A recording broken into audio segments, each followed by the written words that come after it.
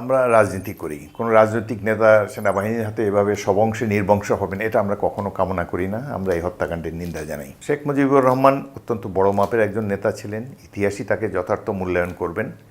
স্বাধীনতা আন্দোলন তার নামেই শুরু হয়েছিল, যদিও তিনি মুখে স্বাধীনতার ঘোষণা দেননি, কিন্তু স্বাধীনতা আন্দোলনের পটভূমি তিনি রচনা করেছিলেন। বীর মুক্তিযোদ্ধা মেজর জিয়াউর রহমান তার পক্ষ থেকে স্বাধীনতার ঘোষণা দিয়ে জনপ্রিয়তার তুঙ্গে উঠেন। এটি হলো বাস্তবতা এবং এদেশের রাজনীতির ইতিহাস তো শেখ মুজিবকে ছাড়া লেখা যাবে না। মেজর রশিদ ছিল এই 2 ফিল্ড রেজিমেন্ট আর্টিলারির কমান্ডিং অফিসার। সকালে ঘটনা ঘটার পরে ক্যান্টনমেন্টে তার কাছ থেকেই আমি জানতে পারি। আমরা দ্রুত অফিসের দিকে যাচ্ছিলাম, পথে জেনারেল জিয়াউর রহমানের বাসা।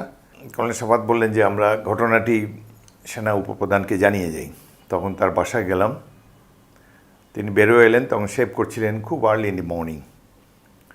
তো আমার কমান্ডার তাকে ঘটনা জানাবার পর তিনি একটি অবিস্মরণীয় উক্তি করেন যে প্রেসিডেন্ট নাই তো কী হয়েছে, ভাইস প্রেসিডেন্ট আছে, আমরা সৈনিক, আমরা সংবিধানকে সমুন্নত রাখব। 75-এর 15ই আগস্ট জাতীয় জীবনে, রাজনীতির ইতিহাসে এক মর্মান্তিক ঘটনা, সম্পূর্ণ অপ্রত্যাশিত। পুরো জাতি সেদিন হতবাক হয়ে গিয়েছিল। সেদিন আমি ঢাকা ক্যান্টনমেন্টে 46তম ব্রিগেডে কর্মরত ছিলাম, ব্রিগেড মেজর রূপে। তখন একটি ছোট সেনাবাহিনী ছিল, মাত্র 5টা ব্রিগেড নিয়ে গঠিত। 5টি ক্যান্টনমেন্টে 5টা ব্রিগেড, এই ছিল সেনাবাহিনী। সেনাবাহিনী প্রধান মেজর জেনারেল শফিউল্লাহ বীর উত্তম, উপপ্রধান major general Ziaur Rahman Bir Uttam, chief of general staff brigadier Khaled Mosharraf Bir Uttam এবং 46 ব্রিগেড কমান্ডার ছিলেন কর্নেল সাফাত জামিল বীর বিক্রম। এরা সবাই খ্যাতনামা মুক্তিযোদ্ধা। তো 15ই আগস্টের ঘটনাটি ঘূর্ণাক্ষরে কেউ টের পায়নি। এত গোয়েন্দা সংস্থা কোনো কিছুই আভাস দিতে পারেনি। হঠাৎ করে যখন ঘটে গেল, দেশে এবং ক্যান্টনমেন্টে সবাই হতচকিত, হতবিহ্বল হয়ে পড়ে।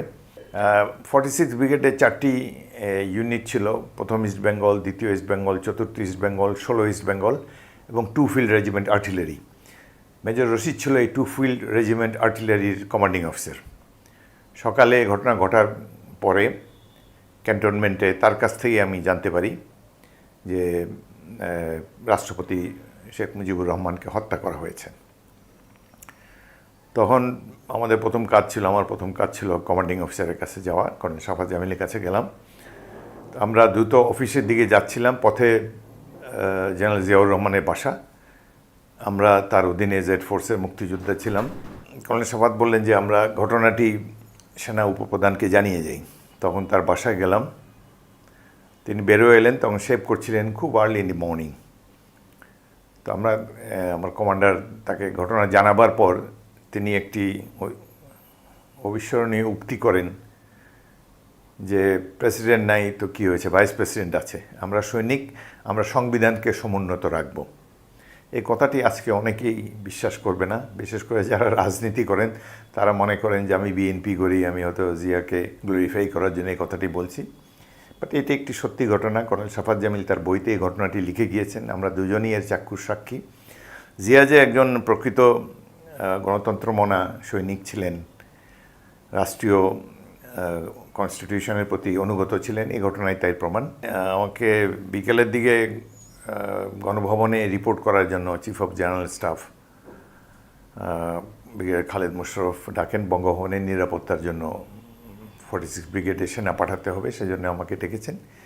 তো আমি বঙ্গভবনের উদ্দেশ্যে একটি গাড়ি নিয়ে রওনা হয়ে যাওয়ার পথে আমার যেহেতু বিশ্বাস হচ্ছিল না এরকম সত্যি ঘটনা কিনা, আমি 32 নম্বরে যাই এবং গিয়ে এখানে বঙ্গবন্ধুর মৃতদেহটি সিঁড়ির উপরে শায়িত অবস্থায় দেখতে পাই। অত্যন্ত আশ্চর্যের বিষয় যে এত বড় মাপের নেতার মৃত্যুতে সারা দেশে কোনো প্রতিবাদ হয়নি। আমি যখন 32 নম্বরে প্রবেশ করি, সেখানে মেজর হুদা, বজলুল হুদা আর্টিলারির, সে আমাকে উপরে নিয়ে যায়। তো নিচে একটি মৃতদেহ ছিল বঙ্গবন্ধুর ভাই শেখ নাসিরের। সে আমাকে জানায়, আমি মুক্তিযুদ্ধ দেখিনি, তবে রক্তাক্ত টেবিল, টেলিফোনে রক্ত লাগা দেখলাম। তারপরে সিঁড়ি দিয়ে উপরে যাওয়ার সময় দেখলাম যে সিঁড়ির ল্যান্ডিংয়ের উপরে, একতলা দোতলার সিঁড়ির উপরে, কয়েকটা সিঁড়ির উপরে শায়িত রাষ্ট্রপতির দেহ, সাদা কাপড়ে আবৃত।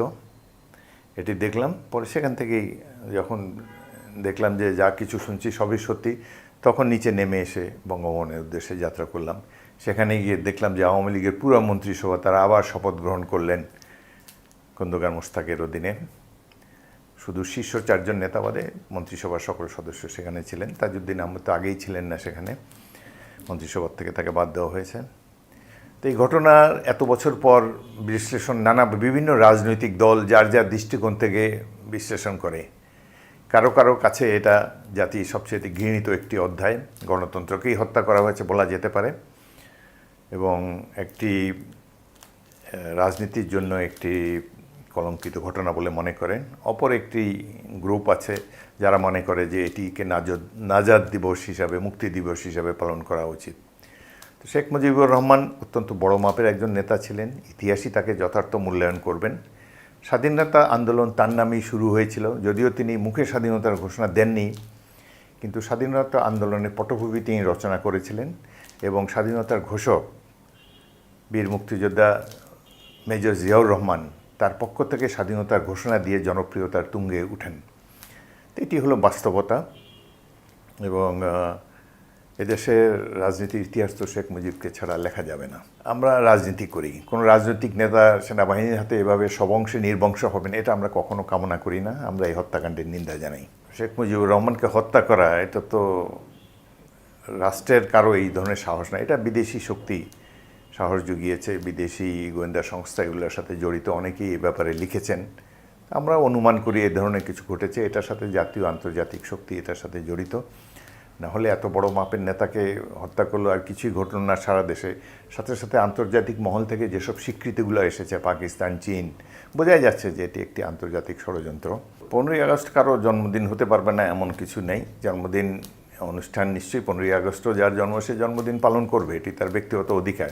তবে সেটি কিছুটা সীমিত পরিসরে বা অন্যদের মনে আঘাত লাগে, জাতির মনে আঘাত লাগে, এই ধরনের আড়ম্বরহীনভাবে করা, এবং সেটি আমাদের চেয়ারপারসন বেগম খালেদা জিয়া তিনি বিপুল সমারোহের সাথে এই জন্মদিন পালন করেন না। তিনি ইদানিং অত্যন্ত ঘরোয়াভাবেই এটা করেন, তিনি সেটি উপলব্ধি করেছেন। বিএনপি একটি বিশাল দল, সেখানে রাজনৈতিক মতপার্থক্য থাকতেই পারে। এগুলা এক তো মিডিয়ার আলোচনা করার বিষয় না, এটা দলের অভ্যন্তরীণভাবেই নিরসন করা উচিত। তবে দলে এত বৃহৎ দলে কেউ কেউ মনক্ষুণ্ণ থাকতেই পারে, আমিও মনক্ষুণ্ণ থাকতে পারি। এতে বিএনপির মতো বিরাট একটা দল কতটুকু ক্ষতিগ্রস্ত হবে সেটা ভবিষ্যতই বলে দেবে। তো এই মুহূর্তে দলীয় সংহতি একান্তভাবে কাম্য। বীর চৌধুরী তো কর্নেল অলি আহমদ যখন চলে গিয়েছেন সে সময় মনে হয়েছে কোনো ক্ষতিই হয়নি এতে।